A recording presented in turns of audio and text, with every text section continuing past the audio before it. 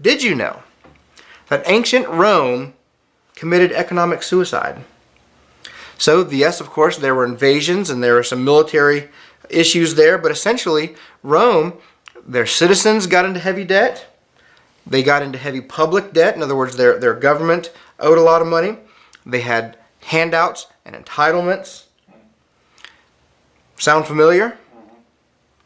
And so when the invaders came, some said, the soldiers just said, well, I'm not fighting for this. Just go ahead and take it. What are we fighting for here? Now, I'm not saying there wasn't a battle, but the point is, before any invasions occurred to bring Rome down in those final stages, they had already taken themselves out. Did you know that after the Revolutionary War, America had a worthless currency? You think we're bad off now? Yes.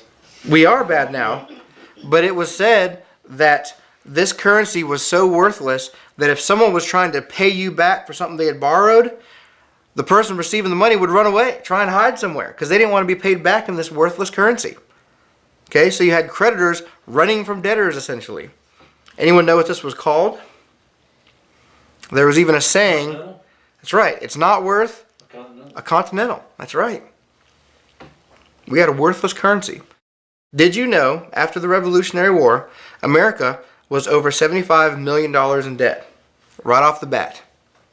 And of course, we had a worthless currency. So we were in trouble, but did you know, by 1835, the debt was paid off by under President Andrew Jackson. Down to zero.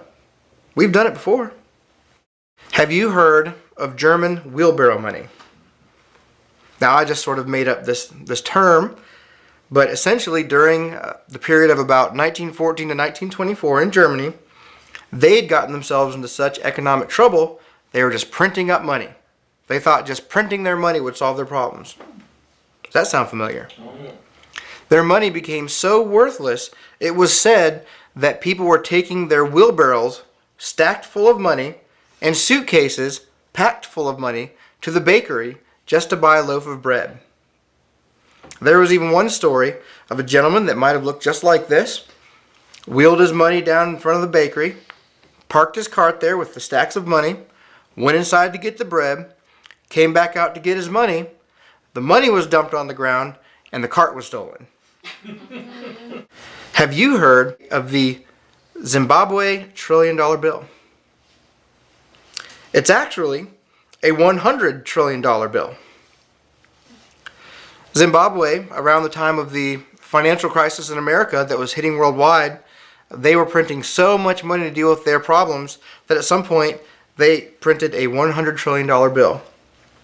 By 2014, they just gave up. They decided we're not going to have a currency anymore.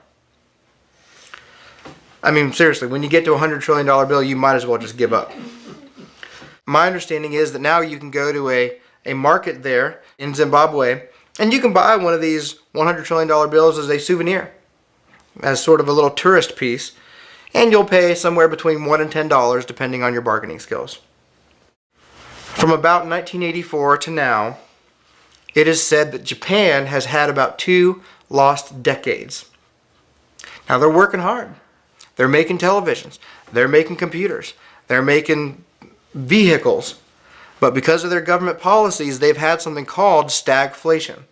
Now this is where the economy shrinks, people are making less money, they may be working hard, but they've got less in their pocket to spend, but at the same time, prices are rising. So you've got less money, you're working hard, but prices are rising against you. They've been called the lost decades of Japan. America, as you might have guessed by this point, is on the same economic path as ancient Rome, Germany, and Japan. We've got a little ways till Zimbabwe, but we're on that same path.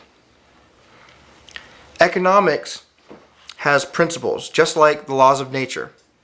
If you drop an apple's going to fall, no matter where you are in the world. An airplane can fly and defy gravity for a while, but at some point, it's got to come down. Economics has the same sort of principles that are unbreakable. You can defy them for a while, but at some point, that plane's got to come down.